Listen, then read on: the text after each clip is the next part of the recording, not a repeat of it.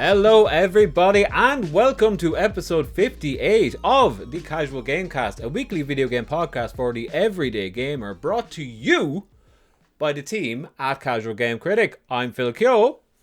I'm Shane Bowe. And we have got a show for you this week. This week, you may have noticed, eagle-eyed and eagle-eared listeners and or watchers may have noticed that it has been over a week since the last episode. Yes, that's right, folks. After 58 weeks, we took a week off. And what of it? A little bit behind the curtain, I was incredibly sick, and Shane has a life, so it just didn't happen. But this is how game podcasting sometimes go. But thank you for your patience and welcome back, and we are delighted to be back. Now, what are we doing this week? Well, me and Shane are going to catch up and talk about what we may have been playing this week. We're then going to talk about whatever the hell happened this week or two in gaming that we personally care about. And then we are going to answer this week's question of the week, which this week comes from, I'm going to butcher this name, Risteard O'Mactier, who is in both of our Discord and in our Facebook community, which you can find links to in the description below. But Risteard, I must find out what his actual non-Irish, translated name is. But I'm going to say Richard, maybe? But Risteard asks, what was the game or sequence in which you had to play it with your lights on? As an example, I played and finished Half-Life 2 multiple times, and I know Ravenholm by heart, but I can't go through that sequence still with the lights off and a dark room. Yeah, Ravenholm was probably one of the first freaky FPS things I had ever played as well. But that is not my answer. And if you want to figure out what that answer is, by all means, my friends, stick around to the end of the podcast. But Shane, my baby boy, it has been many weeks. It has been many weeks since we had a cozy, intimate two-man podcast. How the devil are you? I'm very well. I have stuff to talk about because not only has it been many weeks since it's been just the two of us, but it's also been... We can make it if we try. We try, just the two of us, go to get a copyright strike. It's also been 2 weeks since we recorded an episode because, like you said, life stuff and sickness and, all that jazz. Yep. So, personally, I'm good, I'm happy, healthy, all the rest of it, the usual things you want to be in life. I'm very happy to hear it. Thank you very much. News-wise, this actually ties into part of why I wasn't available to record last week. Okay. So I have my third and final pup date. Okay, I thought you were going to say you have your third and final dog. I was like, what? No. So my third and final pup date. So Cody, the foster dog, which if people were listening 2 weeks ago will remember, I'm fostering a dog named Cody. But the pup date is that I'm no longer fostering Cody because he went to his forever home. Oh, amazing. How did that happen? So we were fostering him for a while, and once he was settled with us, then the LSPCA made regular posts on their Facebook group and stuff going, we have Cody, he's been working with his foster carers, which we were doing some training with him and stuff like this. Mm-hmm. And even within the 2 weeks we had him, he came out of his shell so much. He was a totally different dog by the time he left. And a woman got in contact and said, I would love to meet Cody and possibly adopt him. And she came to our house, she met Cody, she had a little play with him, she fell in love. And then after a few days went by, we had to wait for Cody to be fully vaccinated and have all his stitches out. And, the lady wanted to make sure she got a crate and bedding and had all the stuff to be a new dog parent. So, then Friday last week, he went to his forever home. So we dropped him off. We spent about an hour there making sure he got acclimated. He fit right in. He was straight on the sofa, playing with the toys she had. He was loving it. Nice. So that's it. It's a happy, lovely, warm story. Cody has a forever home, and he's very loved, and he's been spoiled rotten, which is what he deserves. 100%. I'm really happy to hear it. Yeah, that's lovely. That's quite the beautiful tale from start to finish. And so I'm just curious, in terms of how did the person come across Cody? Is it on their website? Was that there is this dog who is fostered and needs a forever home? Is that kind of or was it word of mouth? No, it's usually the Facebook page. So after a while of having having Cody, like the lady that we were dealing with at LSPCA, I was like, right, I think he's ready now for like an official adoption post. Okay. You know? And then she asked us to snap a few pictures of him lounging on the couch or playing in the garden or whatever, you know, just a few nice pictures.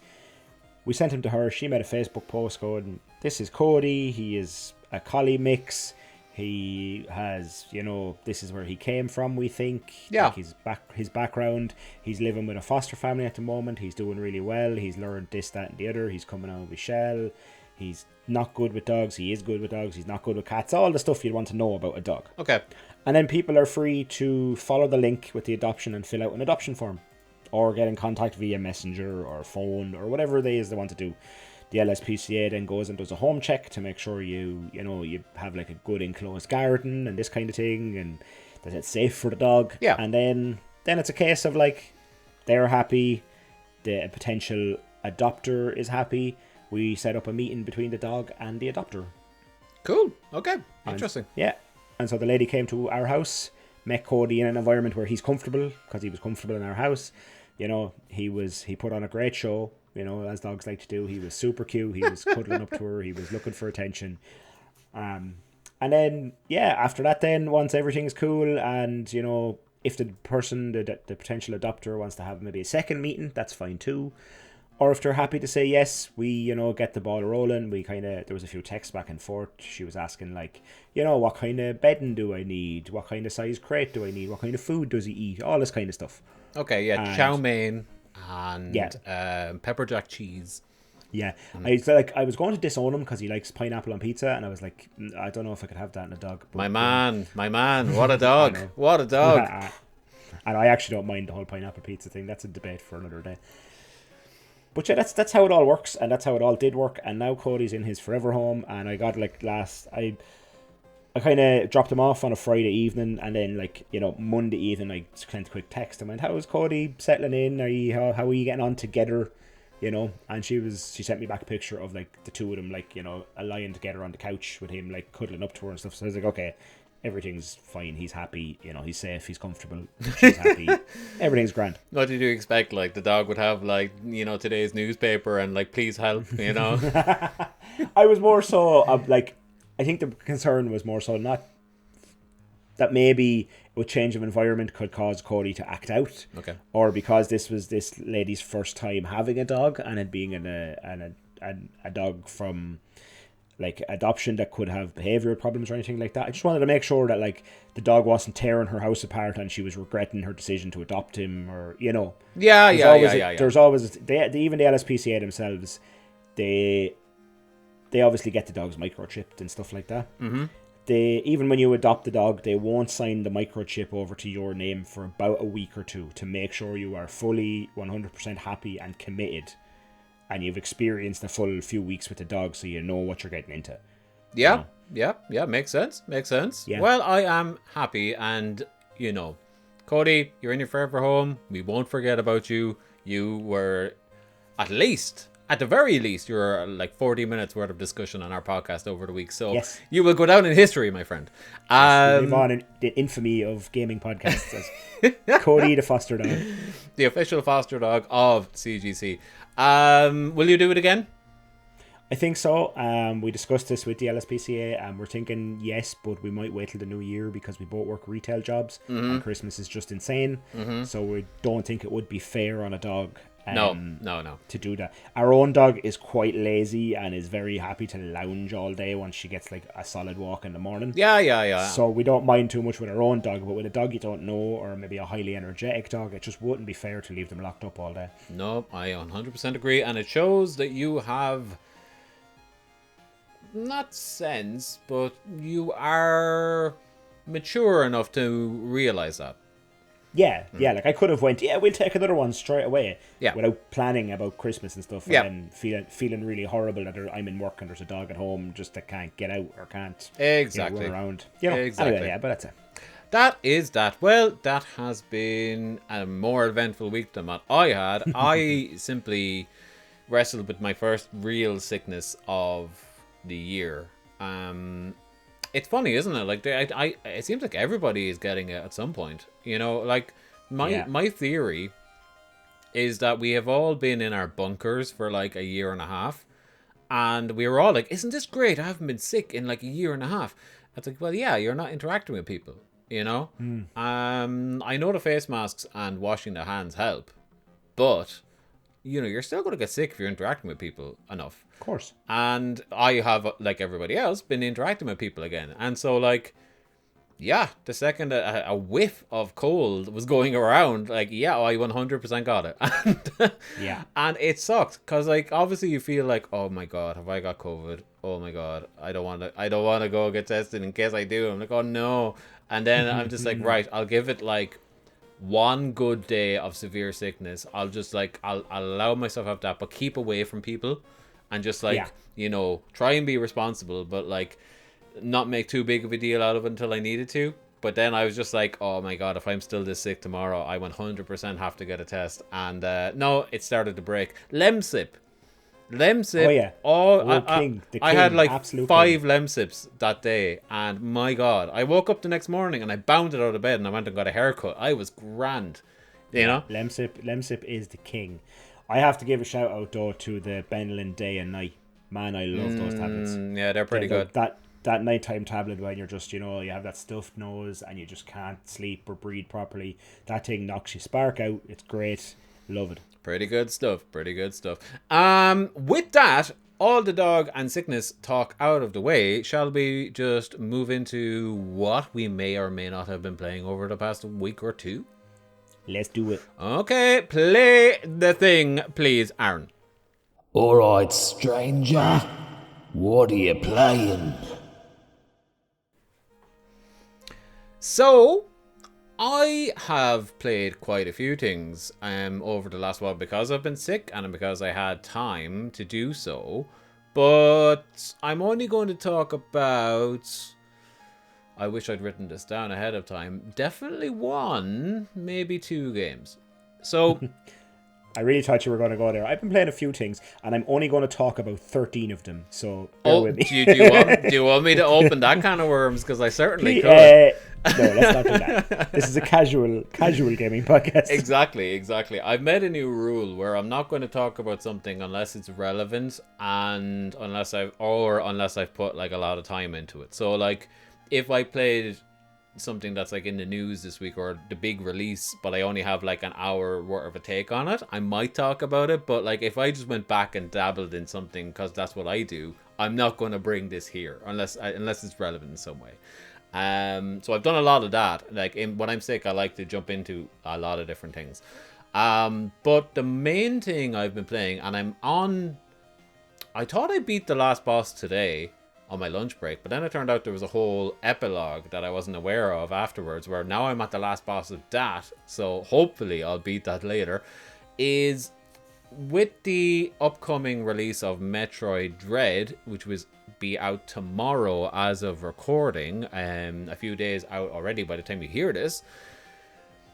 I realized I'd never finished any 2D Metroid games in my life. It's something that has like a hole in my Nintendo knowledge. I know I'm they're very same. Yeah, I know they're good, but I've never like, you know, proven that to myself. You know, I was just like, oh yeah, like they're just known to be good games. And then with this coming out, I wanted to buy it. It's 60 quid though, and I was like, I need to be sure I like these games before I buy it. So I went ahead and... So here's the thing. I wanted to play this game legitimately, but my only option to do that was on the Wii U. That's the only place I could find that I could buy it. And even at that, I'm not sure if the Wii U store is still open. I'm not 100% sure. But in order to do that, I'd have to set it up and set up the light bar and set up the Wii remotes, and it's a whole thing. You know what I mean? No, God, no. So I said nah, and because Nintendo haven't made it easy for me to play these games, specifically, I'm talking about the GBA remake of the first game, which is called Zero Mission. Because Nintendo haven't put that on the Switch or in a mini console or some way that I could play it legitimately, I went ahead and I downloaded it, and I found a cool little program. I hacked my 3DS a long time ago, you know, come get me, Nintendo. And some guy just kicks in your window right now, like, haha, we've been waiting for you to spill the beans. You're caught. yeah. Like the ultimate show of hubris would be didn't call the episode name that, you know. But yeah, like when you have your 3DS hacked, there's like programs online you can use that you might remember. I don't know whether you maybe you were working in the industry at the time, I don't know, but like when the 3DS flopped and then they had that price cut, one of the things they did was, for anyone who was there from the beginning, we will offer you GBA games as the ambassador program or whatever. So like, you know, don't feel bad that it's now £100 cheaper a couple of months down the line. Here's some GBA games. And they never, ever, ever made them available for sale. But the bizarre thing is the game, like the 3DS could handle GBA emulation, not a problem, you know, natively, like. But they never ever sold them because Nintendo are weird. So what that meant is that like people have figured out how to, you know, inject a GBA ROM, regardless whether it was one of the like 6 or something that they offered that in that, you know, deal. You can take any GBA ROM, run it through this program, and then all of a sudden it actually injects the GBA with like an icon of that ROM, and it runs it like a GBA game, you know, or like a 3DS GBA game. It's not just like running an emulator. It's actually doing exactly what Nintendo had done, essentially. So playing it that way, it's really good on that, actually. The screen of it, I'm falling back in love with my 3DS lately, because I've just realized that like I can play, with exception to Dread, every single Metroid game on that device. True hacks in some ways, but like, you know, the last Metroid game was on 3DS, you know, and then I can play all the NES and SNES and GBA ones now on it as well. So like, it's a little Metroid home. But yeah, didn't realize how absolutely amazing that game is. It's probably my favorite game I've played this year, like even above Hades. Sweet. Gee, that's high praise. It is really good. Like, and obviously I'm making allowances because it was a GBA game.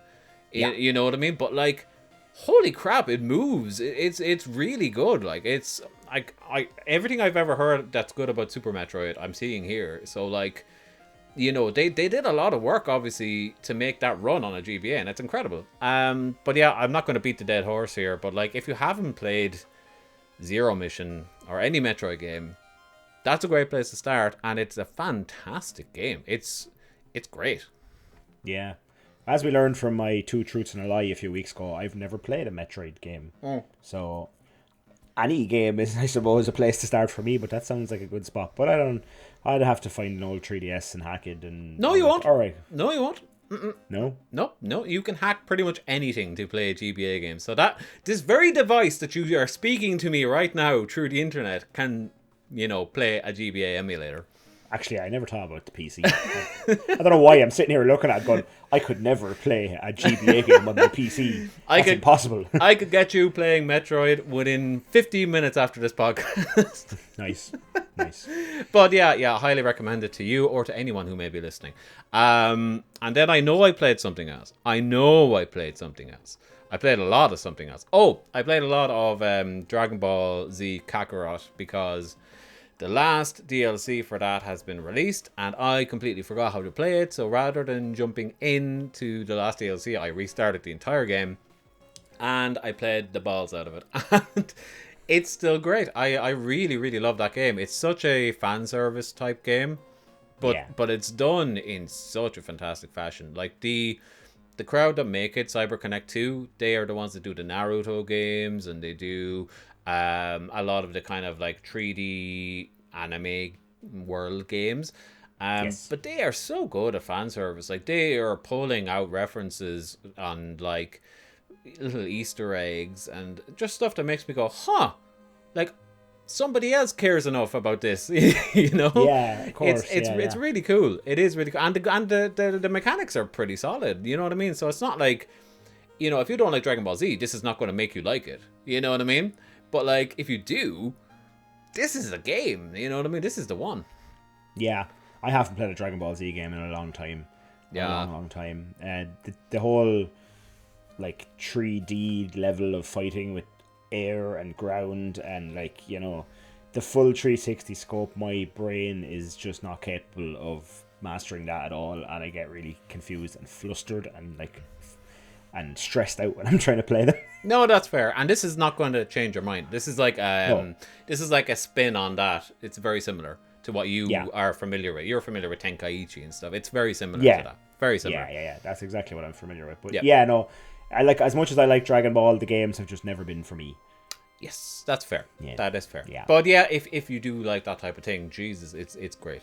But that has been my sick comfort food games. Now I am very much looking forward to beating that last boss in Metroid so I can start and hopefully get through some of Metroid 2 before Metroid Dread drops tomorrow.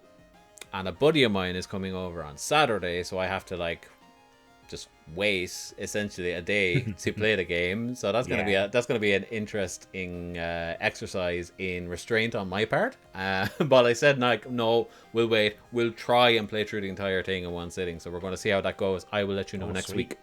No, that'll be interesting. Yep, and that's me. Yeah, that's you. For something that's not normal for me, I played more than one thing since we last spoke. Dear God, you stopped podcasting for 1 week and you think you know a guy. Honest to God. So the first thing was quick and short, short and sweet, I suppose, was the Ghost of Tsushima Iki Island expansion. Do you know, I completely bounced off that game. Yeah. I played the Iki Island expansion. I enjoyed it. I thought it was very short for me. Okay. And what I mean by that is I am not a collectathon guy. So once I had the side quest and the main story done, I was kind of like, okay, that was about 4 hours, and now it's just go collect question marks, which I don't really care about. Yeah, quick question there. Like, as I mentioned there, have kind of bounced off it a little bit. I stopped playing it and I don't have a lot of want to go back. Even though I like the aesthetic a lot. Do you think the collectible stuff is what made that happen for me? Because like I was like Roomba hoovering the entire map as I went up. You were going, yeah. I think maybe like that happens to me sometimes. Well, as much as I don't like to collectathon, I can get sucked into it at the start of a game, and then I have to stop myself and go, no, you need to do like 3 or 4 story missions now back to back to kind of spur yourself on and give you a reason to like. You know, because the collectathon makes you forget a bit about the story and you go, oh, I'm just collecting things, I won't bother, I'll play something else. But when you do a few story missions and get maybe invested in a story or a character or something that happens, then you're like, okay, yes, now I need to go further. It's a tricky balance, isn't it? Because like even when you're doing the hoovering of all the collectibles, and they make it seem like you should be doing that. Because like, oh look, there's a thing over there now you should go look for it. And then if you do what you said and do like 3 missions, all of a sudden you unlock like 4 or 5 power-ups that make getting the thing trivial. Whereas like, you know, I'll go and get a question mark and it'll take me like 15 minutes to figure out how to do it, and then I'll get a power-up that will negate me ever having to figure that out. You know what I mean? And it's just like, oh, I should have done that first, you know? Yeah, exactly. So with Ghost of Tsushima, I only ever went to the question marks that improved my skills or upgraded something for me, like the bamboo strikes or you know, you got the fox shrines, you get a little like charm or whatever. I only ever did the ones that helped me gain something. Gotcha. So like the likes of the haikus and stuff where you only got like a cosmetic item, don't care, skip it, move on. If it's not empowering me, you know, to help me move forward, I don't need it. There's enough cosmetics in that game that I don't need another headband. That's very true. I did want to collect them all, but at the same time, I was wearing the same thing all the time. Once I unlocked that like Big Trouble in Little China massive like straw hat thing, I was just that for the rest of the game. Definitely. But yeah, I enjoyed like.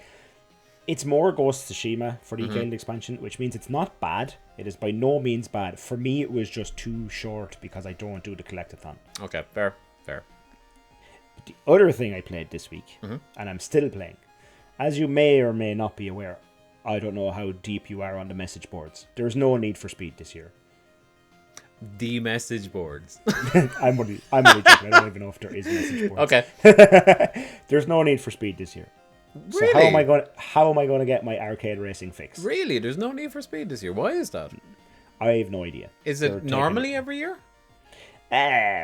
Sometimes it's every year. Sometimes there's a year or two gap. It's a bit sporadic. Sometimes you could get a need for speed every year for 3 years, then you might not get one for 2 years. Okay, fair enough. It's probably EA rearranging some studios or something. God knows what's going on. Fair enough. But that means I can't get my arcade racing fix. Okay. So, in steps, Hot Wheels Unleashed. Fill that void in my life. I'm hearing good things. It is Banter Central. Banter Central. It is everything you want from a Hot Wheels arcade racing game. Okay. There's no better review than that. Like, whatever you want from a Hot Wheels racing game, it probably has it. You know what I mean? Okay. How do you mean Banter Central, though? Like, it's just great crack. It's Hot Wheels. There's, like, giant loop-de-loops in the tracks. There's jumps and tricks and boosts and, they did the thing this time, which they haven't done in some previous Hot Wheels games, where it is, like, car size, like to scale. Yeah. So the world around you is like, giant sofas and pool tables and whatever environments you're in. So it is like proper Hot Wheels. I have a couple of gripes with the game. Now they're minor, very minor. Okay.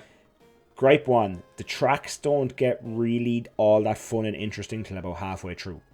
Yeah, I've heard that was a critique, is that, I don't know how you make orange tracks more appealing as the game goes on, but like I heard that was one critique, was they get kind of samey or something. Yeah, at the start they're very samey. They're very basic tracks with a few kind of maybe the odd loop here and there.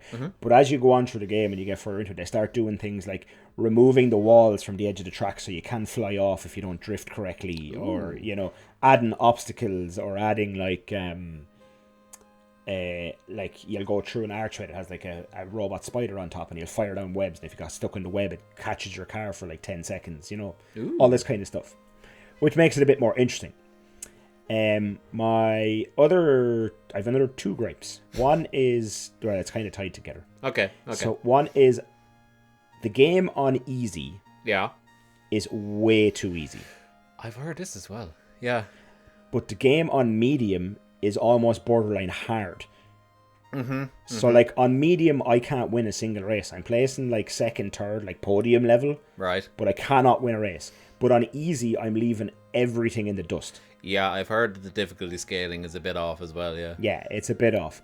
And my final gripe, which kind of leads into that, is when you up the difficulty a little bit, when you're using, like, I've used cars that by the stats are like, one of the cars I was driving for fun was like a dump truck, and like the stats are terrible on it. It has terrible acceleration, terrible top speed and everything.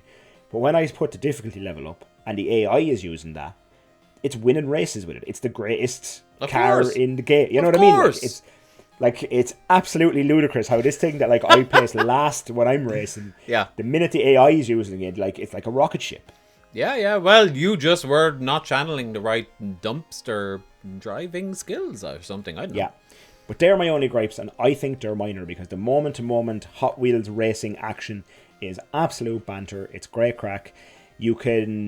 There's hundreds of cars. It does have a loot box system, but it's only in-game currency that you can spend. There's no way to spend your own money on it. Good. And that's a way to unlock cars. And then there's also a special shop where there's like, deal of the day. You can buy the DeLorean for a reduced amount of coins or whatever. Different cars like that. Some of the loot boxes you do get repeat cars, but you can break them down for upgrade parts or more money or whatever have you, And yeah, get loot boxes as prizes for races and stuff. But it's just great fun. It's just dumb, silly fun, loop-de-loop, doing jumps, making your car do backflips racing. So I saw on some, like, press material that, like, the DeLorean kit, the Teenage Mutant Ninja Turtle van, these types of things are in there. Are they, like, available for the base level game, or are they, like, DLC, or...? No, I have kit from Knight Rider, and I unlocked some other crazy car as well. It's not from a TV show, but it's one of the like more crazy Hot Wheels kind of, one of the more recognizable, like kind of cars or whatever. Yeah. But no, they're in the base game. There's no problem. I was able to go into the special shop, and one of the deals of the day was kit, and it was like 1,000 Hot Wheels coins or whatever. Okay. Was, like, yeah, so you unlock them by using your currency or whatever. Is the General Lee in there? Because I imagine that would be controversial. I don't know, because I haven't unlocked a huge amount of cars yet. Yeah. I only have a few, and I've managed to get lucky and get like a legendary car, and that's been kind of coasting me through a lot of the game. But there's a huge amount, and it's just they're all fully licensed Hot Wheels. So if there was ever a Hot Wheels version of it, it's probably in the game. There was for sure a Hot Wheels version of it. The reason I'm thinking that it could be controversial is the Southern flag. Oh yeah, that has gotten into some trouble lately, and I'm just wondering, would they? I hope they did. But anyway, I can't find it on a quick Google, so we will leave that to you, the listener at home, to find out. But yeah, sounds good. I might pick it up. I don't know if I will though, because we have Horizon 5 coming out like this month. Or maybe next month. I'm not sure. One or the other. But like it's on the horizon, if you forgive the pun. There is so much while we're on the subject, there's so much Game Pass goodness coming. I don't think I need to buy another game for the rest of the year. Like nice. Halo is coming out and it's getting rave reviews on the public test beta things. Yes. Everyone I know personally as well as playing it is in love with it, so great. That's that. Oh, I will have to buy one thing, which is Battlefield. That's coming out soon. I do want to buy that. But like there's Forza, there's like, if you look at the slew of games that's coming to Game Pass over the next like 2 months or so, it's extensive to say the least. And then there's more coming as well in the early year. So like I think I'm coming to a realization that I should just stop buying video games. maybe, yeah. I'm missing out on all these free ones. Unless you really want that new release, then maybe just stop. Yeah, I mean, Hot Wheels will probably end up on Game Pass eventually. 100%. 100%. And when it does play it, it's great crack. Yes, that will 100% be an evening of my time somewhere down the line. But that's the thing. Like, Game Pass has turned me into such a cautious buyer of games now.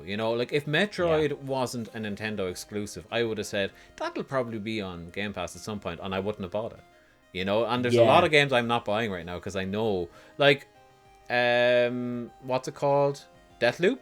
I'm not buying Deathloop. No hope am I buying Deathloop because it's going to be on Game Pass. Yeah, it's an Obsidian game. Yeah, it'll end up there eventually. Yeah. Arcane, not Obsidian. Arcane. Is it Arcane? Sorry, yeah, it's Arcane. The Arcane. Prey right. Dishonored dudes.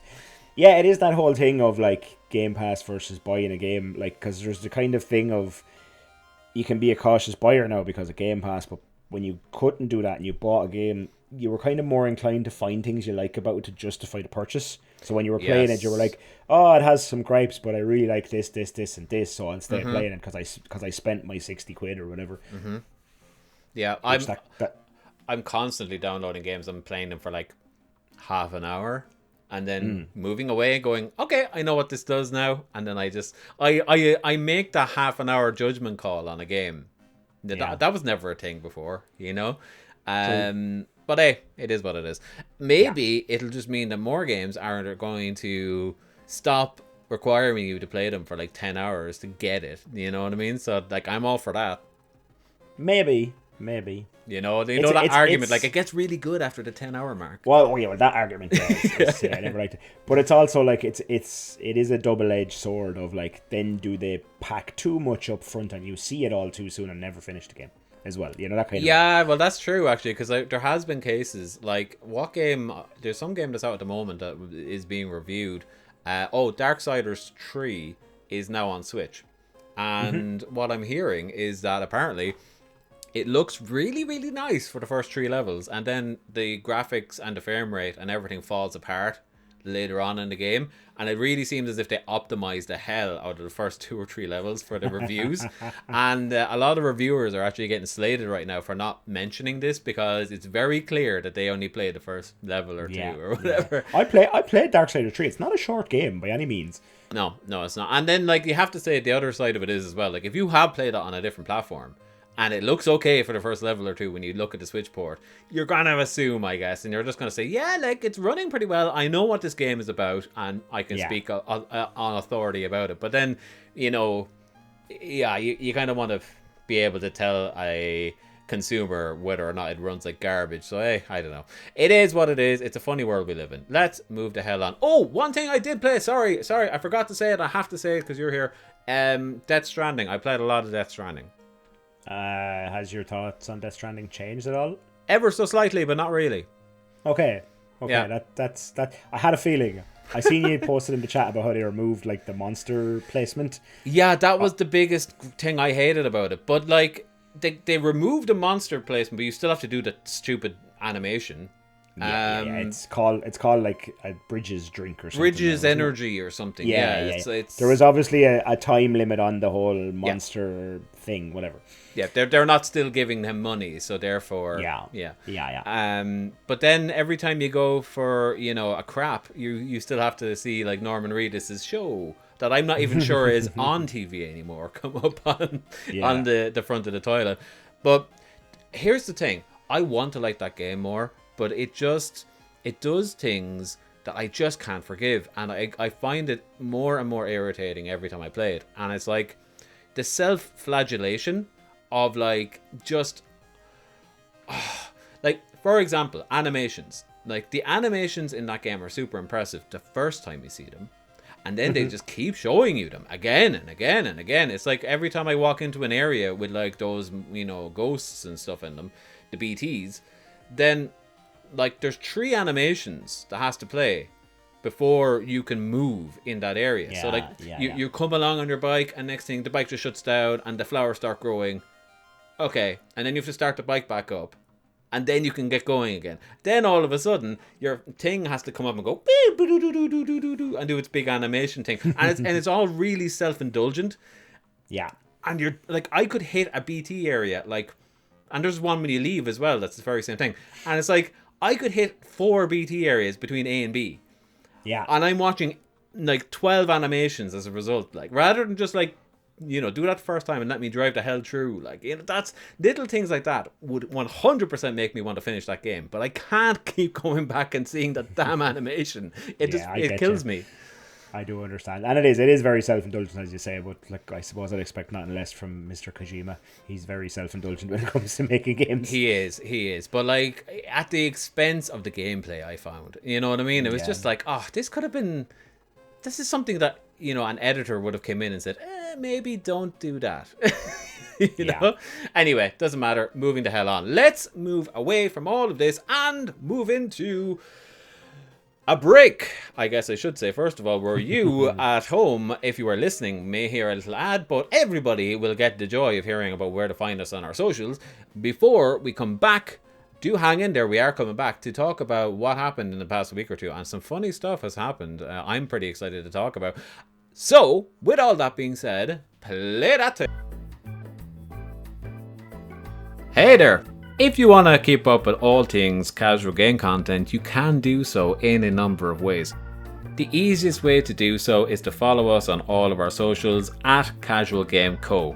Not content, because you only get 15 characters, but hey, what can you do? At Casual Game Co. That's at CASUALGAMECO. Can't be any simpler than that. On Twitter, on Instagram, and on Facebook. And when you're at Facebook, look for the group, the Casual Game Community. It's a good bunch. We're going to love you. Come on by. If you could do us a massive favor, like the podcast, review the podcast, and just tell a friend about the podcast. It goes a long way, and you can find all of our content on podcast forums wherever you get your podcasts by searching for Casual Game Cast. Thanks again for all of your help and all of your support. It means the absolute world to us. Now, back to the show.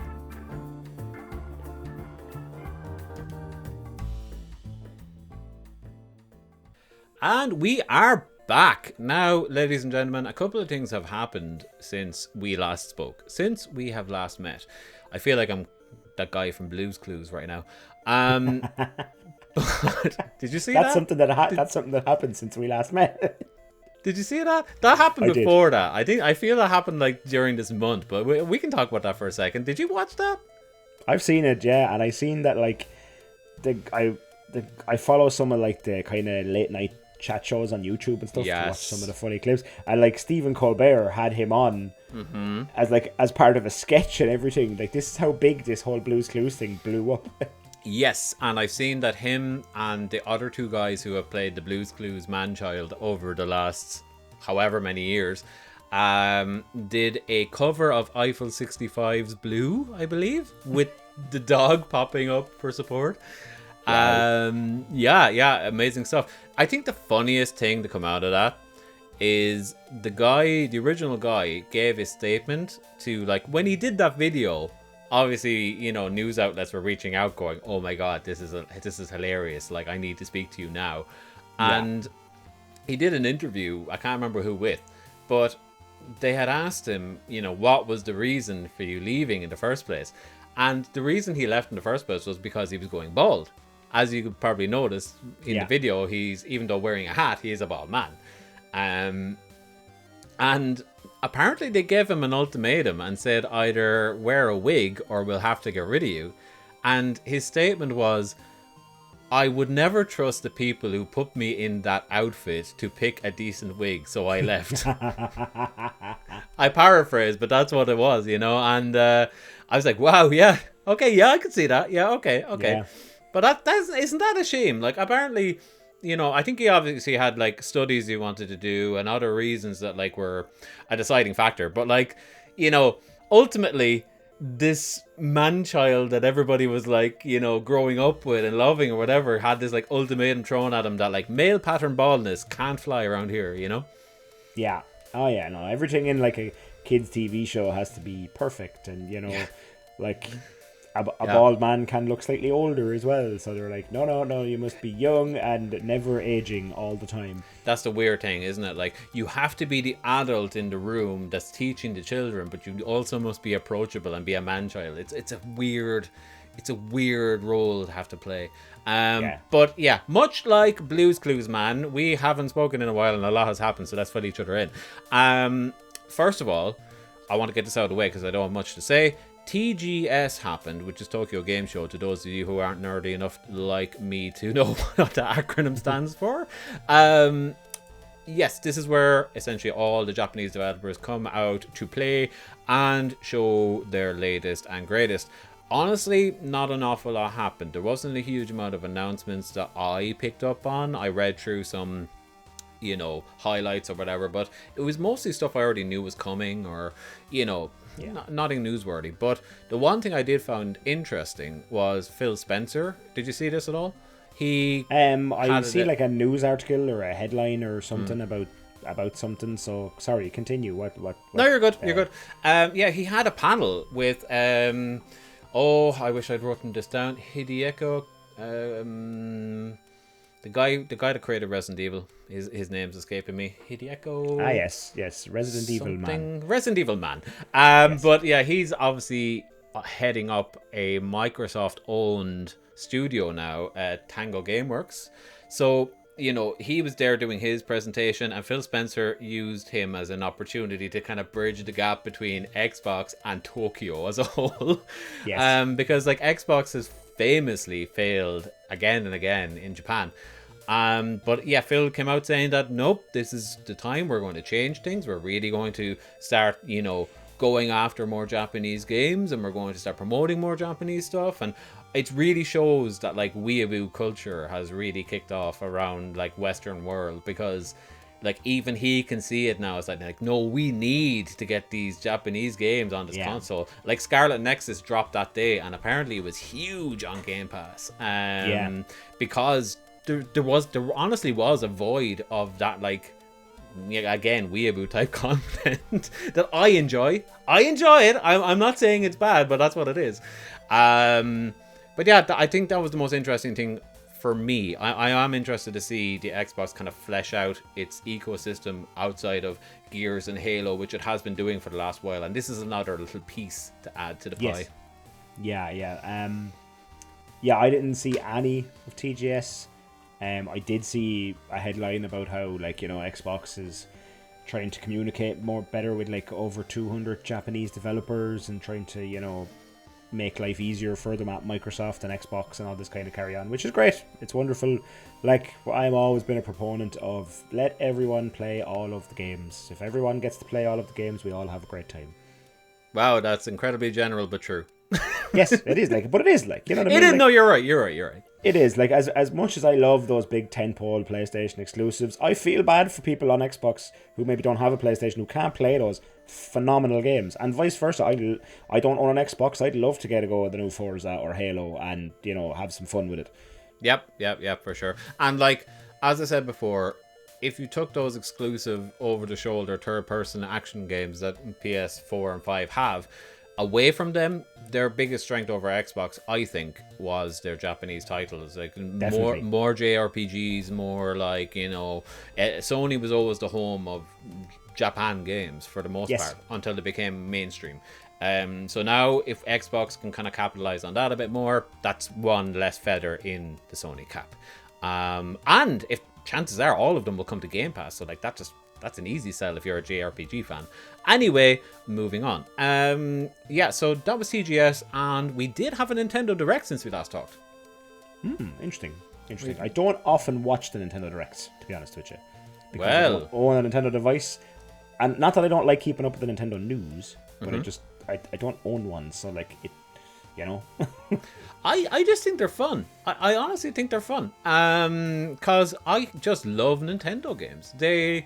When they're crap, but like when they're good. And this generation as well. I have yet to play Dread, but I'm hoping it falls into this caliber of Zelda came back and did good on the Switch. Mario came back and did good on the Switch. Samus hopefully will come back and also do good on the Switch, but I'm hearing great things. So like, it's been a great era in general. Like, Pokemon had a great game, and you know, like all the big tentpole Animal Crossing had the biggest one in history. So like, it's been a great generation for them, but they've had some missteps or whatever, but their directs have either been boring or incredible, and this one kind of bordered on the incredible for some of the right reasons and a lot of the wrong reasons. There was a couple, just to speed through some of the things that came out. We seen that Bayonetta 3 still exists, you know, and it's coming next year. No official release date, but we got to see more of it, and it's like, okay, it's not dead. Main thing. And we've seen a couple of other things. ActRaiser, you're not a retro game guy, so you don't know what ActRaiser is, do you? No. Okay, that's an old SNES game that was like a mixture between platforming action and RTS. So like, the levels will alternate, and it was really good, and they made a remake of it and just announced it out of nowhere and dropped it on the spot. So, you know, interesting stuff. And you know, there was many other announcements, but I think the biggest announcement to come out of this year's Nintendo Direct wasn't even a game. It was, at one point, Miyamoto comes out on stage and says, "Hey guys, sorry, going to interrupt the Direct for a moment, but I want to talk to you about the Mario movie." I'm like, oh, okay, here we go. Are we going to see it? No, we did not. No, we did not. However, we did see who was going to play everyone, and the internet lost its collective mind. I'm assuming you know the cast list, do you? Oh yeah, like this is a star-studded cast. This is the one thing from the Nintendo Direct that I do know about, because this was everywhere. You could not avoid this news story if you tried. Yes, this is like Shrek level star casting, you know. Oh yeah, for sure. So let's run the gamut, okay? Let's just run the gamut here. So we have. Do you leave him for last? No, let's just do him straight up. So Mario. Okay. Yes. The kind of problematic Italian stereotype that we've all known and loved for 30 years. Who has always been voiced, by the way, by Charles Martinet, who is also in this movie in an undisclosed capacity. But Mario is going to be voiced in the CG movie by, and at home, if you're not aware, of course, in your mind, who else could it be? Only Andy from Parks and Rec, Star-Lord from the MCU, the guy who trains the raptors in Jurassic Park, Chris Pratt himself. Chris Pratt as Mario. I know, right? How do we feel about that? Do you know what's happening here, right? I'll tell you what's happening here. And this cast tells me exactly what's happening here. Nintendo, with this movie, are trying to pull a Detective Pikachu. They're trying to modernize it, get the known faces and names in there, and get Before we go into the theories of what they're doing, because I have many hot takes, and I'm afraid that we'll stumble away from this. Let's go through the cast, and then I think we kind of work out from there then why they've done that. Right, let's go. Quick fire round. Let's go. Yeah, quick fire. Anya Taylor-Joy is Princess Peach. You will know her from the Queen's Gambit. Yes. I think that's a good choice. Yep, seems good to me. Seems fine. Yep, seems fine. She looks good in blonde, and she can be soft-spoken. We have Jack Black as Bowser. Yeah, sure. He's going to be loud and screamy and just his super energetic Jack Black. Yes, and Jack Black has range. You know, he does, yeah. You like to think he's just that TikToker and Tenacious D guy, but no, he genuinely has good acting chops when he wants to. So I'd say he could pull off something quite energetic, as you said, and fun here. I just hope that they don't Jack Blackify Bowser. I hope that it's he is playing Bowser. He's not being, hey, I'm Bowser. I get you. Yeah. Charlie Day as Luigi is inspired. Mm-hmm.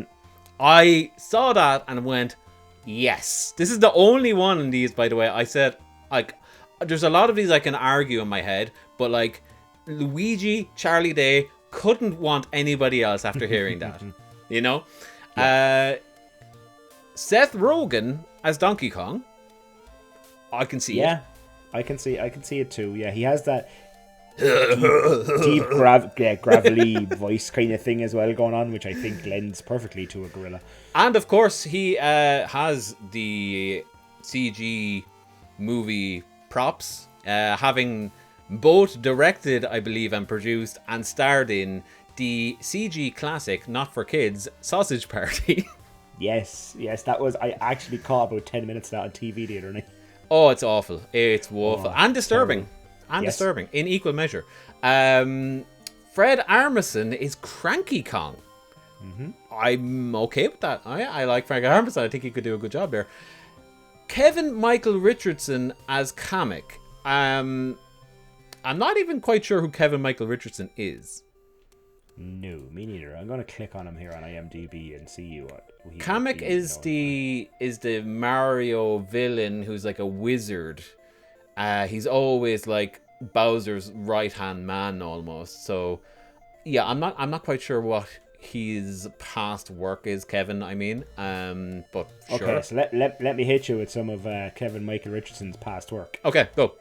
The 1995 Mortal Kombat movie, he was Goro. No way! Goro's going to be in the Mario movie? Yes. Awesome. He is the Mauler twins in Invincible. He is Rosie in F is for Family. He is Beastman in Masters of the Universe, the recent He-Man Netflix thing. Okay. He's Morpheus in Robot Chicken. He's in the movie Trolls. He's in Marvel's MODOK series, Teen Titans Go. This guy has voice acting chops out to wazoo. Okay, he's done Animaniacs, Woody Woodpecker, Samurai Jack, that animated Star Trek stuff. Okay, we get it. Yeah, the guy has been in, you name a cartoon, he's been in it. Okay. Yeah, but and video games too, so he is, Yeah, so he knows what he's doing, I'm sure. Yes. But he's voicing a character that I don't think has ever really been voiced before, so he probably has free reign. But speaking of a character that has spoken before, and what a bizarre choice, Toad will be voiced by Keegan Michael Key, as in of Key and Peele. Yes, Keegan Michael Key of Key and Peele. Is he gonna talk like that, or is he? I don't know. I don't know if how many of these people are going to put on voices, or is it going to be just a regular voice, and that's what they're going for? I don't know, and I think we both probably have thoughts there. Just to wrap it up, Sebastian Maniscalco, Marco or something or another is Spike, whatever. Moving on. Oh, Charles Martinet, as I mentioned earlier, will be voicing something. They haven't specified. But he, for anyone that is not familiar, Charles Martinet has been the voice of Mario and all pretty much of the male people in Mario games since Mario 64. So like, he's been around, he's done a lot of work for them, and for whatever reason they've decided to like stab him in the back when, like, you know, Hollywood came around. But yeah, so I interrupted you earlier. What's your take on the star-studded cast? I think they're trying to do a Detective Pikachu. Okay. So like, Detective Pikachu was going to get people to go see it anyway because it's Pokemon. Yeah. But they also slapped Ryan Reynolds all over it. Yes. You know, to get people to go, Ryan Reynolds is in this movie. I like Ryan Reynolds. I'm going to go see this movie. Mm-hmm. This is the same thing. You have your Chris Pratt, your Jack Blacks, your Seth Rogans. Like, these are all, some of them comedy icons and, like, you know, in the upper echelon of comedy actors. Some of them more like your Fred Armisen is great at, like, impressions and this kind of thing. So he could easily, you know, put on crazy voices and do all this kind of stuff. Yeah. Like, I think they're coming out strong because if Nintendo plan to make more movies in the future, they're going to go like, look what we can do and look at the power we can get. Look at the star power we can pull in. And plus, I think, I get the feeling once this movie comes out and the whole, you know, press tour starts where, like, you know, their actors are doing like 500 interviews a day. Mm-hmm. I bet you, I would put money on it that, like, most, if not all of these actors are going to say, well, Mario is the biggest game franchise in the world. When Nintendo comes knocking on your door, you don't say no. I guarantee you they will say that in interviews. Yeah, 100%. That's the reason I think 100% this is done. Yeah. Is star power is one thing, but it's the press junkets. Like that, I'm pulling this information from another movie podcast or whatever, but, like, you know, the idea, the reason why Shrek was so successful was that they literally made sure to get a star-studded cast for the CG movie, and nobody had really done that until then. And the reasoning behind it was, we'll get the stars, it'll cost a buttload, but we'll write it into their contract that they have to do like 1 million press junkets coming up to it. So every time you turn on the TV or listen to the radio or whatever, Mike Myers and Eddie Murphy and Cameron Diaz are going to be there talking about how this movie's going to be amazing, and, you know, it earworms in and you then want to see it.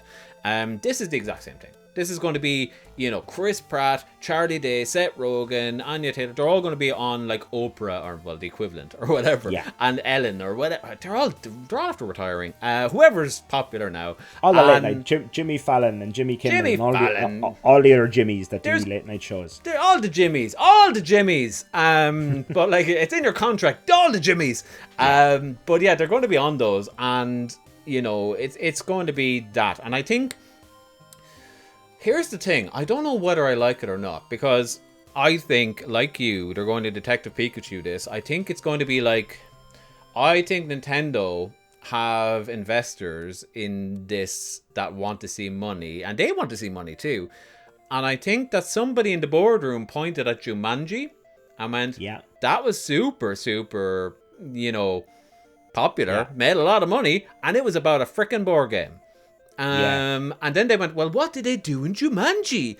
They got a stupid reason concocted why The Rock and, you know, Chris Hart and all the rest of them, or Kevin Hart, had to be in it.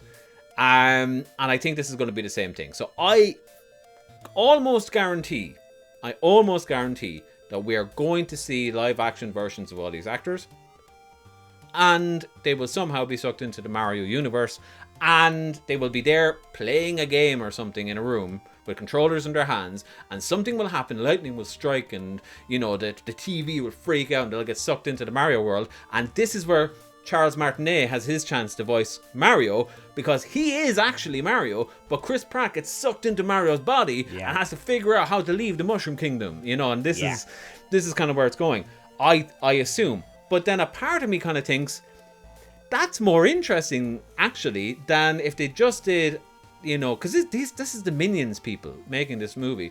If they just did a straight up Mario movie, which was in the Mushroom Kingdom, and it was just about him saving Princess Peach again. Yeah. Would I care? I think I might watch it and then never think about it again. But if it's like Jumanji, I've thought about Jumanji since I've watched it. You know, like, I prefer the original, but like, it was fun. You know, and it was like, okay, this is interesting. I think this is at least an interesting way to go. I'm more interested now than I was before I heard the set list.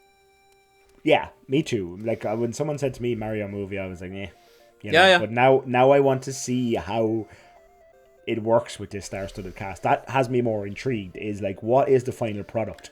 Yes, intrigued is kind of the word. But like, I do think it is going to open it up that, like, if this wasn't star-studded and it was just Charles Martinet, as much as I want him to work, if it was just him doing all the voices, you would have kids wanting to go. You would have parents wanting to go. You would have morbidly curious gamers wanting to go to the cinema.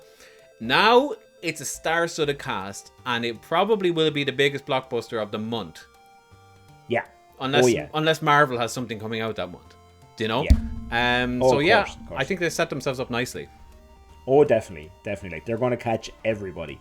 And, like, at the same time as well, also, it's Mario. Your granny knows who Mario is. You know, like, he is one of the gaming icons that even people who don't play games know who Mario is. For sure. So what better movie to start with? And Chris Pratt is just the biggest outlier, because all of them, I could see, if I'm wrong and they did go the impersonation route, all of them I could see doing the roles, except Pratt. Now, Pratt was in the Lego movie, come to think of it. Yeah, I think Pratt is the one that like, when kind of let loose to be a big kid, I think he pulls it off and doesn't need to do impressions. So, like, as Emmett in the Lego movie, as Andy in Parks and Rec, you know, like, he is good at fitting into that, like, you know, happy-go-lucky dumb guy. Yeah, but can he do a D accent? Oh God! If he does the accent, I think a lot of people are gonna walk. Why you not using your accent no more? But yeah, I don't know. We'll see. But not to hammer the drum for too long. That by far was the most interesting thing to come out of it. But there was a couple of interesting game things I don't want to just gloss over. You won't have much interest, so I'll just bang through these. Kirby is getting a new game, and it's the first 3D, like, kind of looks like an open world game ever of Kirby's. Actually seen the trailer for this, and it's to me, from an outside perspective, it's like Kirby getting like some Breath of the Wild treatment or Mario Odyssey treatment or whatever. Yeah, it very much looks like Mario Odyssey meets Kirby or whatever, or even like the environments look like Nier Automata or something. It's like wow, post-apocalyptic Kirby, sign me up. The Switch Online was the biggest thing for me. For me, like, the thing that got me excited, the thing that revved my engine chain, was not the new games, but the old games. Because they are now going to be extending their online services, apparently, to include not just NES games and SNES games, which has been a really disappointing, you know, slew of games that they've put out there. Like, they always start these things really strong. They put out like 6 or 7 or 12 or 20, however many, I can't remember, games at the beginning that are like choice, you know? They're like, yeah, that's a good library. And then, like, we're going to keep adding to that over time. How often? We don't know. We're going to be pretty sporadic about it. And then, like, how many games come out each time? Don't know. You're going to have to wait and see. And then, like, every time it's different. And then, is it going to be a constant, you know, level of quality of games I'm getting? No. It's going to be, like, really easy ones to license and, you know, really weird crap that, like, in one hand, I'm glad I have access to, or the world has access to, but, like, nobody wants it. Give me the good games first, please. But they are now extending their reach out to Nintendo 64 and Genesis, or Mega Drive to us. And this has me excited because Nintendo 64, you can't really get those games many places. You can get them on the Wii and Wii U through the Virtual Console, which is now dead or whatever. But, like, that's it. And then they're really hard to emulate on anything else. So, like, it's nice that they're coming to this service and people can play them again. Because, like, the Nintendo 64 has hit what the SNES hit years ago in nostalgia, You know, it's finally come around. It's been long enough that people are like, oh yeah, oh, you know, Mario 64, Star Fox 64, F-Zero, or I guess, you know, Zelda. You know, like that, they're big ones, and I don't think anyone is going to spend any time on anything else but those four. But you know, it's gone back into the zeitgeist. The Genesis and Mega Drive ones, I'm actually perplexed as to why, because the games that they announced that are coming are already on a collection on the Switch, and it's always on sale. You can get them pretty easily and never have to pay for a service to play them.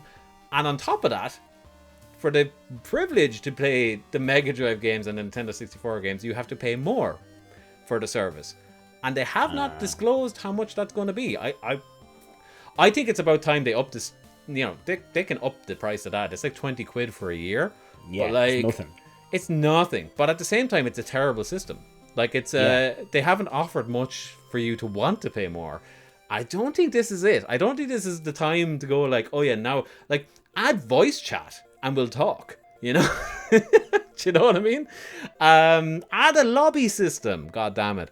But like, yeah, they're doing that. But the most exciting thing for me, as a person, as an emulator, is they're making official wireless controls for both the Nintendo 64 and the Mega Drive. Don't care about the Mega Drive. A million other companies have done it.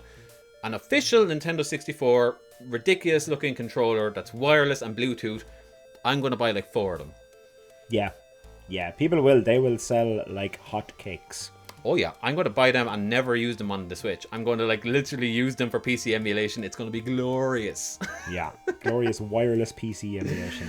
Yeah, for sure. And there was a load of other games that were announced, whatever, and blah blah blah. But that was the highlight, I feel, of the show. They did say that there would be an upcoming announcement, and I'm going to just touch on that very quickly, which has happened since we talked as well, where they said Sakurai was going to come out and announce the last Smash Brothers character to hit Ultimate before they retire it.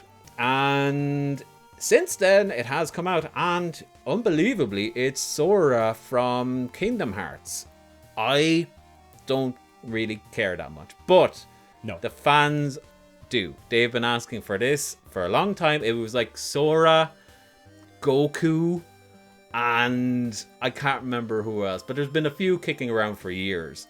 And I honestly thought Sora would be the hardest one because of that whole Disney tie, you know? Yeah. But they got him. Hey. So is, like, when you go for the rights to Sora, like, is it, do you have to contend with Disney or do you have to contend with Square? I think Square, because it's been confirmed that, you know, Mickey and Goofy or whatever won't be in Smash. Right. So yeah, it probably is, yeah. It maybe there's like a handshake has to happen, but like I imagine that the original characters are Square's, because I noticed in that third game, which I only played about half of, very little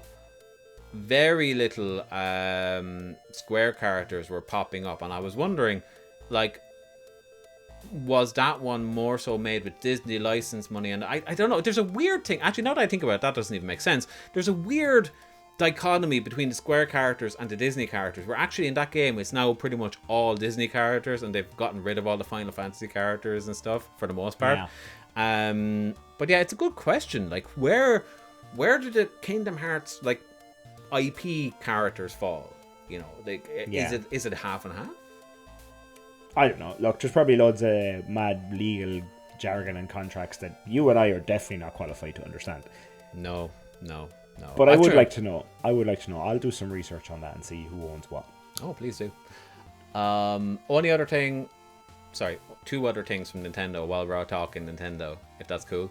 I wanted to ask you, have you any interest in ever going to the Mario theme park?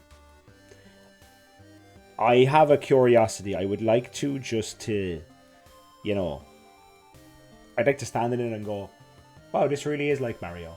And then I think that'd be enough. So I'd have to fly to Japan or whatever, spend thousands of euros to get there, to stand in the theme park for 5 minutes and go, huh, yeah, they did a good job.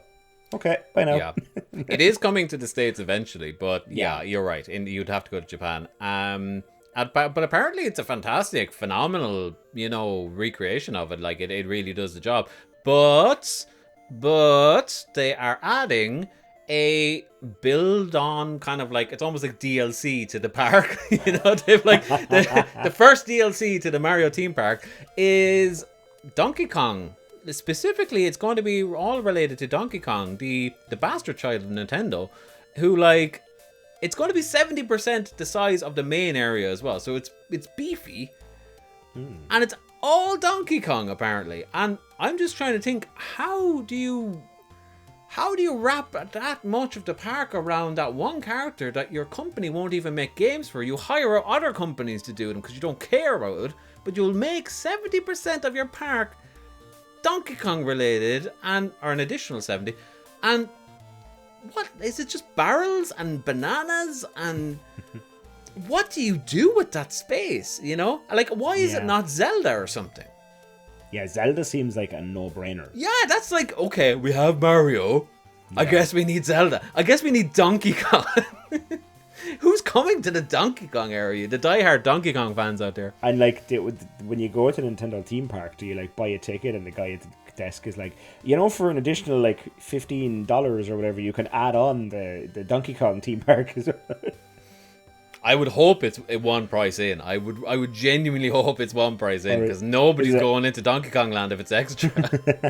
It's a loot box situation where you have to like, to get to the cashier, and it's like, which box do you want to pick to see if you get your Donkey Kong ticket? How many bananas does it take to kill you again? Is it 7? Eat 8 bananas and you can go see Donkey Kong. If you survive, you get to the Donkey Kong. Yeah. It's like Squid Game. You have to like, you have to weed out the weak. But yeah, that's a bizarre thing. And then the last thing I wanted to talk about regarding Nintendo was, did you see that Bloomberg will not let a dead horse die? They are still flogging the Switch 4K rumor mill, let's say. Yes. They're relentless. They're relentless that this is happening and that Nintendo's lying to us all. And to a degree, they probably are. Like, every company is doing something, like, It's like saying, Sony are planning on releasing a PS6 eventually. It's like, yeah, of course. Probably. Even if it never happens, like, I'm sure they're planning it, like. But, like, they're... The hubris of Bloomberg this time around are saying, not only are Nintendo working on it, but they've given it to multiple developers in a kind of a dev kit fashion, and they have been working on a game each for this console that's going to release for holiday next year.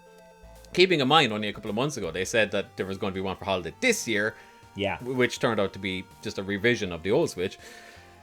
And since then, the bizarre thing that I want to talk to you about is like uncharacteristic move of Nintendo. Nintendo don't really do the social media, like reach out, going like clarification stuff. They're pretty old school, Yeah. But this time they reached out and went, no, sorry, buddy, no, you're wrong here. That's inaccurate. They didn't say like straight up no. They said it's inaccurate, I think was the exact statement, because of course they're working on a feckin' sequel to the Switch. Of course. But I don't think that they're going to be next holiday. Here's my theory. When they say inaccurate, they mean Switch 4K model is like, it's inaccurate, but it's also accurate. So as in like, they're saying what you're saying is inaccurate, but it probably does exist because it's going to be the Switch 2 or whatever. Yeah, I think it was just like, wading into the internet to say, no, you're full of it, and then just walking away. Don't give too much detail. Don't do with anything, but just say the generic thing. The most funny thing about it, and I don't see it on this. No, I do see it. I was going to say I don't see it on the doc I was reading, but the one developer that Bloomberg, like they said like 13 or so developers have this dev kit, and the only one that they name dropped was Zynga. And Zynga is not a developer that's ever developed anything on the Switch before. Nope. So this is they're like the Facebook guys, or like they make like Farmville or whatever. Yes. They are like mobile game people. But like they have never developed anything for the Switch before. So straight away it was bizarre. They're like, oh, so they have a 4K dev kit ahead of possibly other devs that would, spring to mind. But apparently representatives from Zynga have come out saying, no, that's not true at all. No, we can say hand on heart. No, sorry, that's not true. So who in Bloomberg is getting this information, and why are they adamant to get out there and tarnish their name? So do you think since Jason Schreier went over to Bloomberg to do like game reporting for Bloomberg that he just like feels like he needs to come up with news stories or pull them out of somewhere? Was it Schreier that broke this time though? Probably not. I don't know. But Let me see. Ever since Schreier went to Bloomberg, there has been so much gaming news coming out of Bloomberg. You know what I mean? I think Bloomberg probably started to look at how gaming is one of the largest entertainment mediums in the world and said, we need to get in on that reporting action.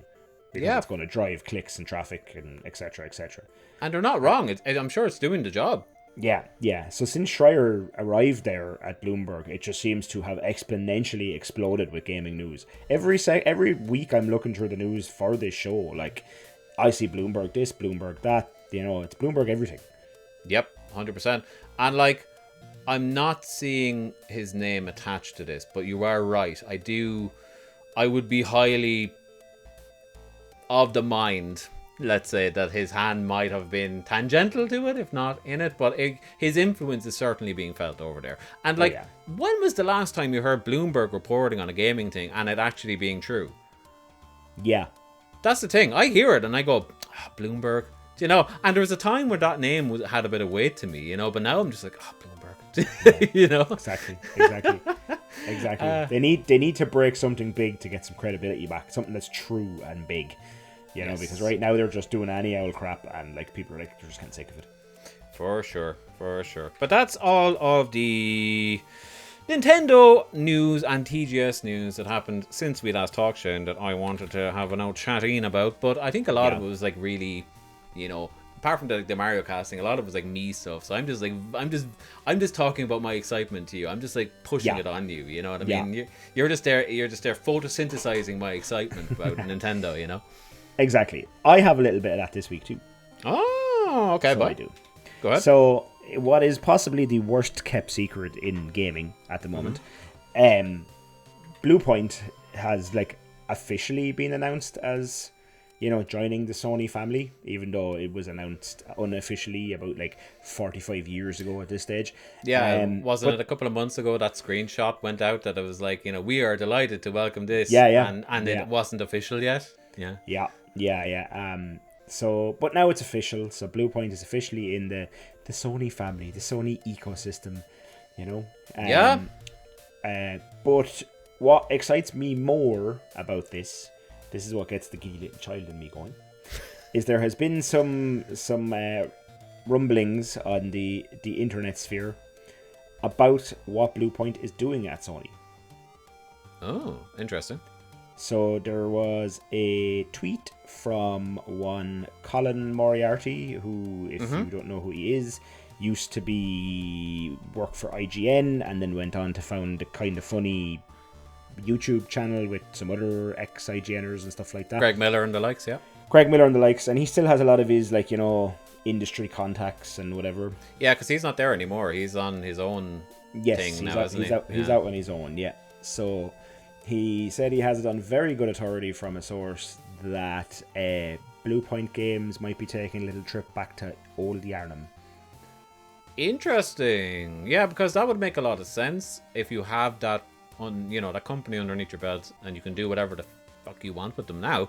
Then that makes a lot of sense. And it makes a lot of sense why Bloodborne hasn't gotten a 60 FPS 4K patch. Do you know what I mean? Like if it did, why would you care that much? You would obviously still care if you're a fan, but like why sully the potential sale of somebody getting like, oh, it's 4K and it runs like, amazing, and it's new graphics. It's like, this sounds, and Colin Moriarty, like he can be a bit of a douche at times. Yes, of course, yeah. He's but I have to say that's a very harsh statement on my behalf. Like, but he's unapologetically blunt. Is what it is, and that less douchey, more blunt. And having said that, though, he's got a lot of like credibility, you know, like his journalistic integrity is something that he wears on his sleeve. Yeah. So, you know, when he says it, and being a PlayStation insider for as long as he was, you know, I believe it. Yeah. But wait, there's more. Ooh. Someone else, some other game person, thing, journalist, dude, lady, I can't really remember. That's why I'm babbling all these words. Kind of chimed in on the conversation as well, and said they have one source and they're waiting for like a second source for the whole kind of, you know, journalists do the whole double confirmation thing before they're ready to like really confirm a story. Sure.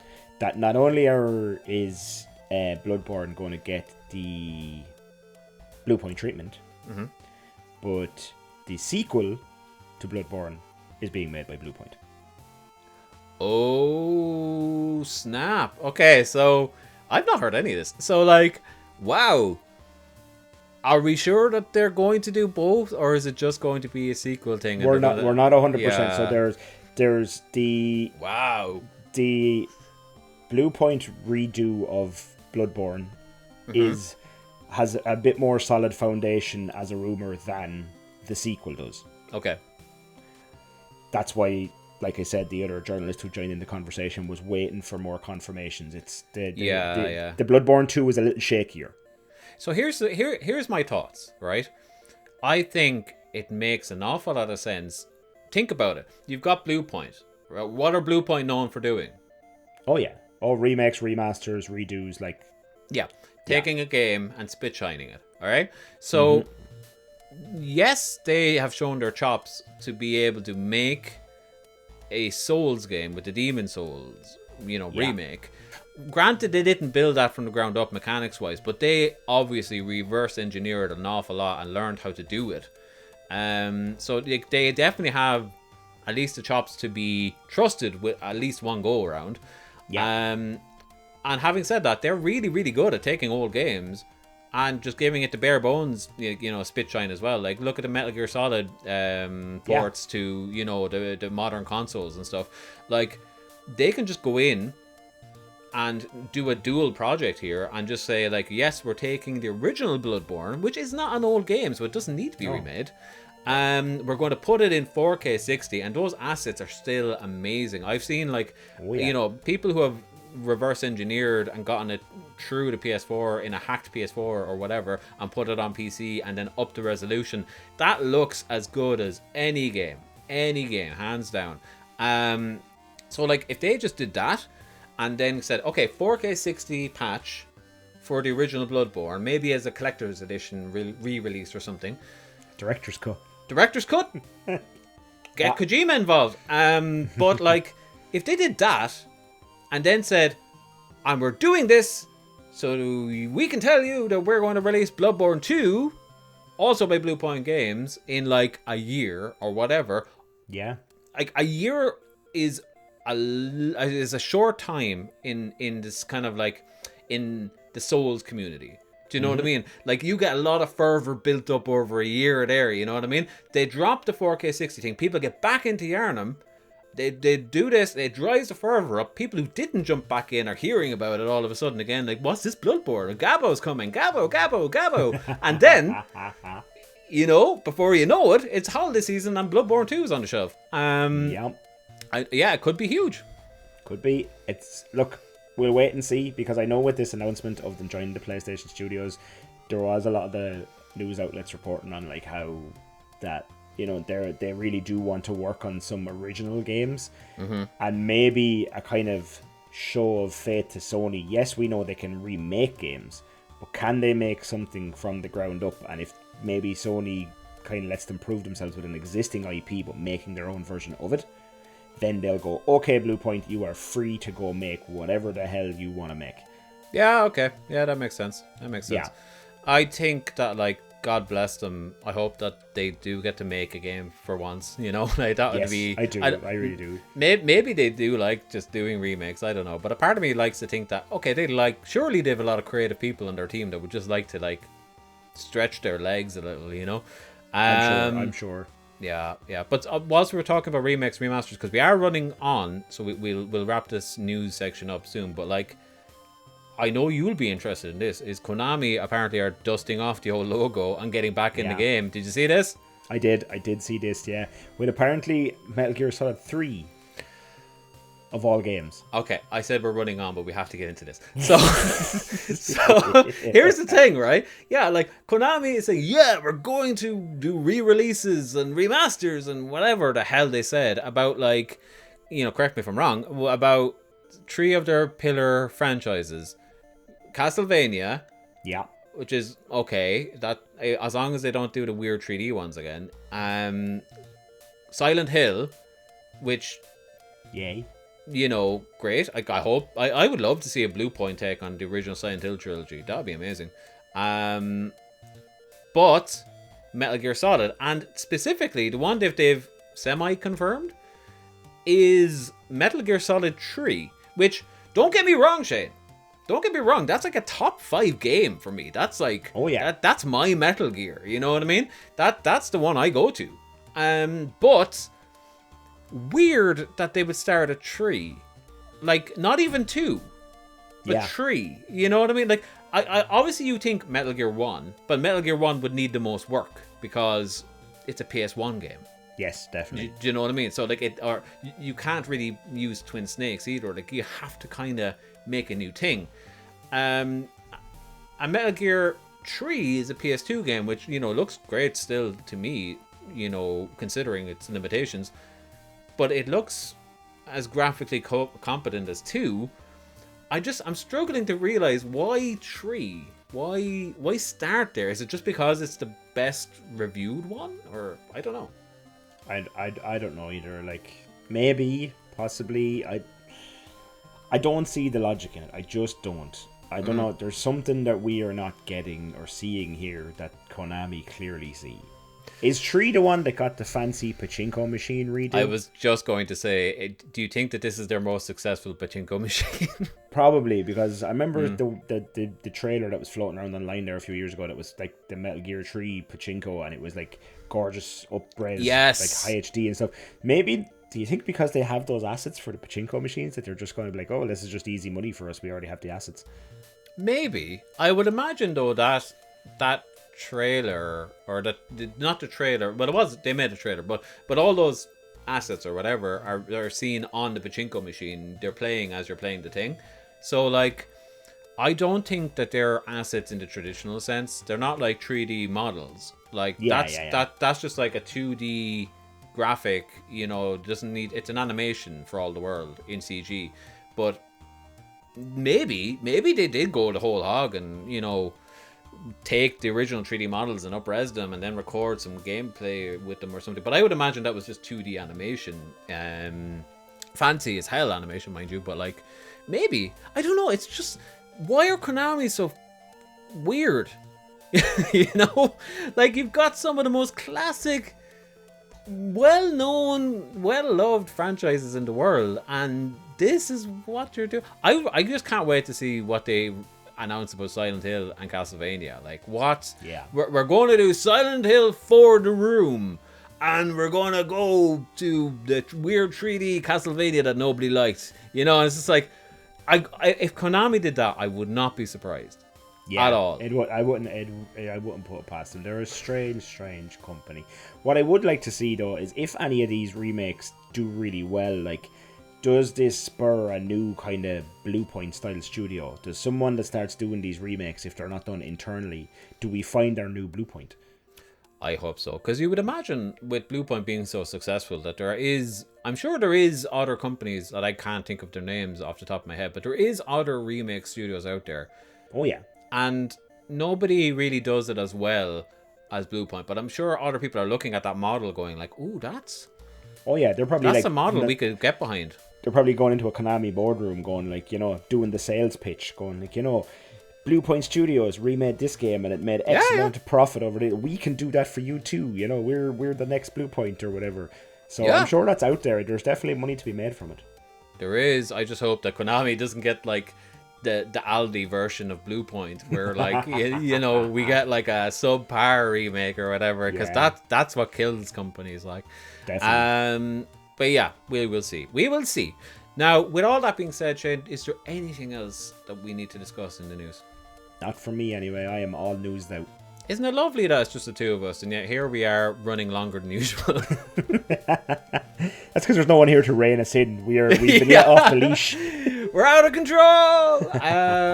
But, yeah, with all that being said, let's take a quick break in order to jump into the question of the week, which this week comes from our Facebook community. But with that said, play that thing!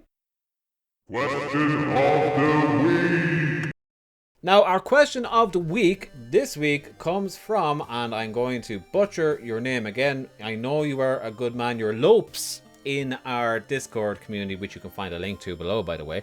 But in Facebook, you are down as Ristiered O'Macatier. I would have assumed as Richard O'Macatier? Something like that. Who knows? But Ristiered asks, what was a game or sequence in which you had to play it with your lights on? And his example that he gave was Ravenholm in Half-Life 2.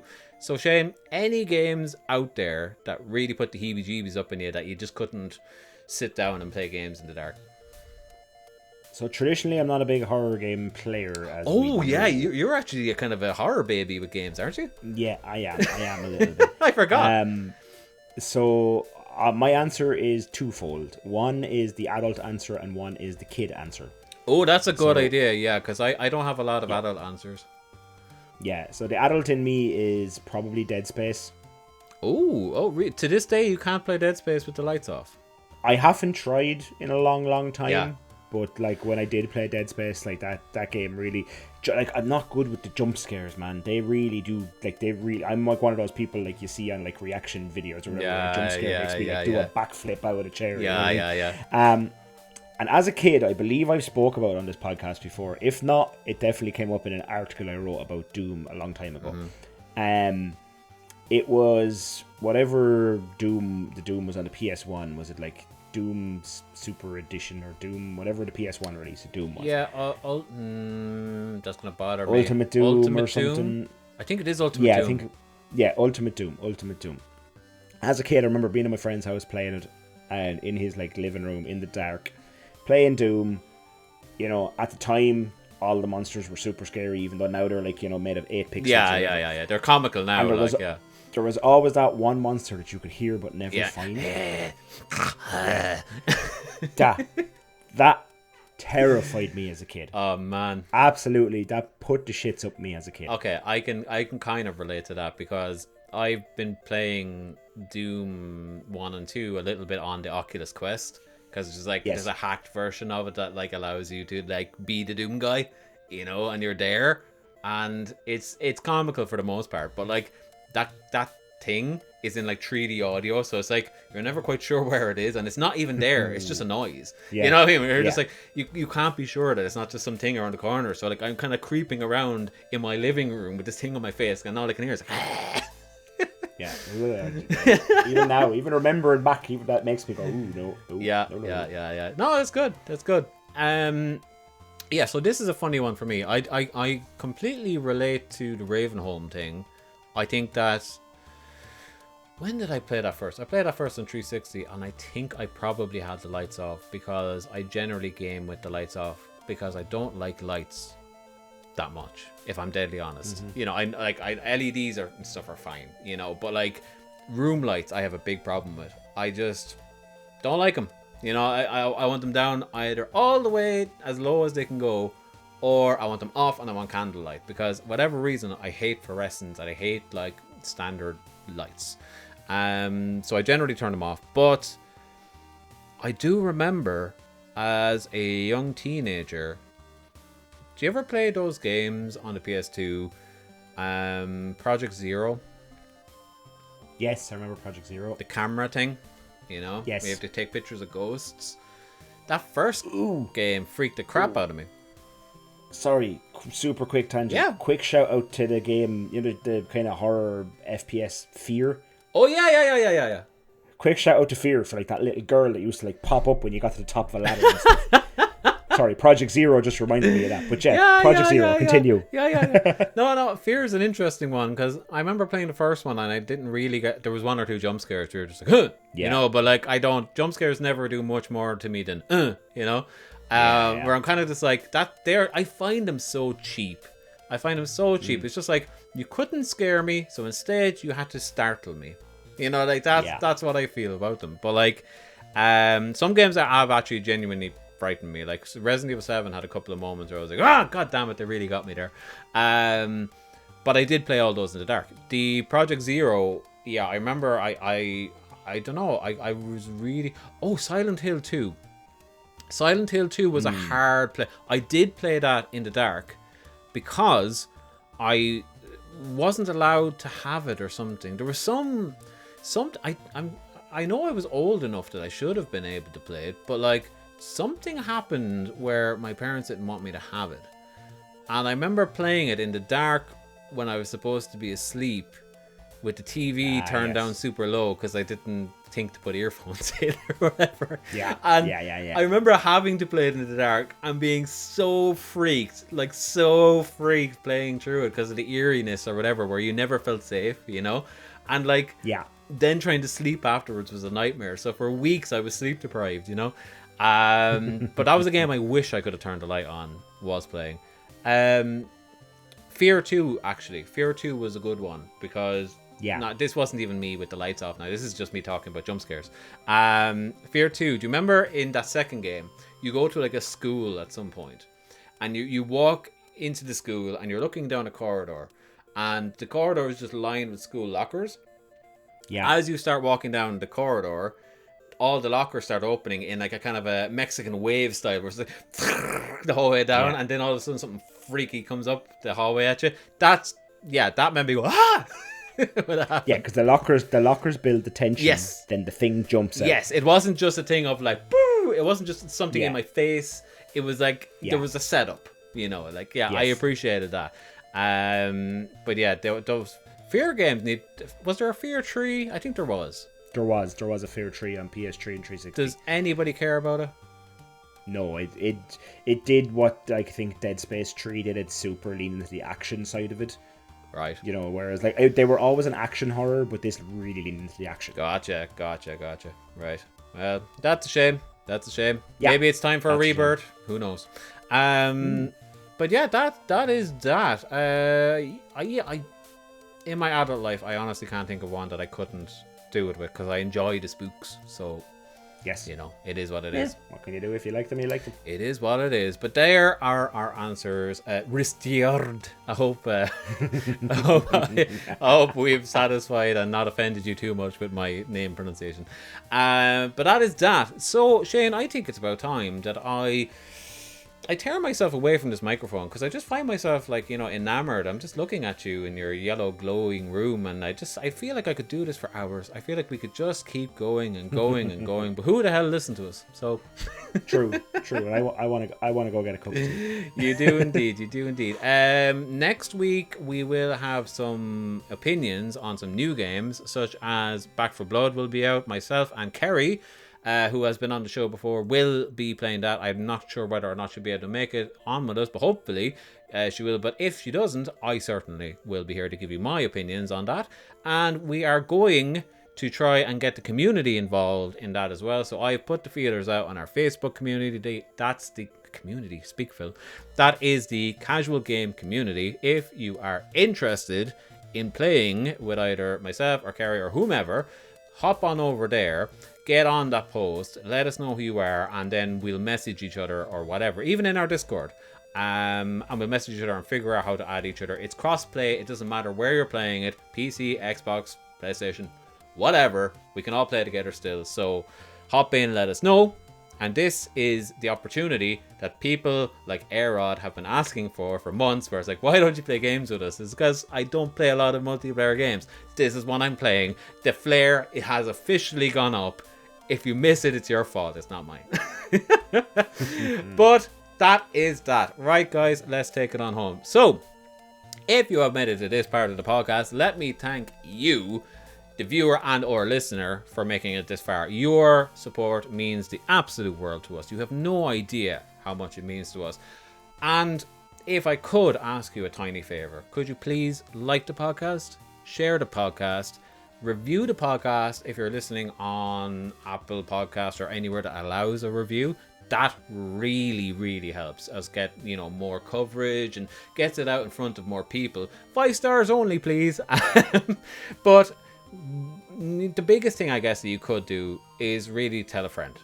Just tell somebody that you know who is into games, or you might just think enjoys a bit of banter, or maybe even just wants to meet other gaming people, that might get some kind of a kick out of our community pages. Let someone know, and if they don't like it, they don't like it, but chances are they will, because we're pretty chill. We're not offensive, I don't think. So No, we're not offensive. So we can at the very least add something to your day, or at least not take anything away. But do tell a friend. And Shane, if they were going to tell anybody who wasn't a friend but was a pillar of the community, who would they tell? Who is the pillar of your... You know what? Tell your local councillor. Tell your local representative, TD, whatever. Tell your local, and then they can bring it to the Dáil or whatever, and I don't know, we can get a referendum on people listening to us or something. That would be amazing. And to any of our American listeners, tell your local senator or whatever. Yeah. Yeah. But yeah, that's a good one. Let's get it written into law that you must subscribe, review, and tell a friend about this podcast.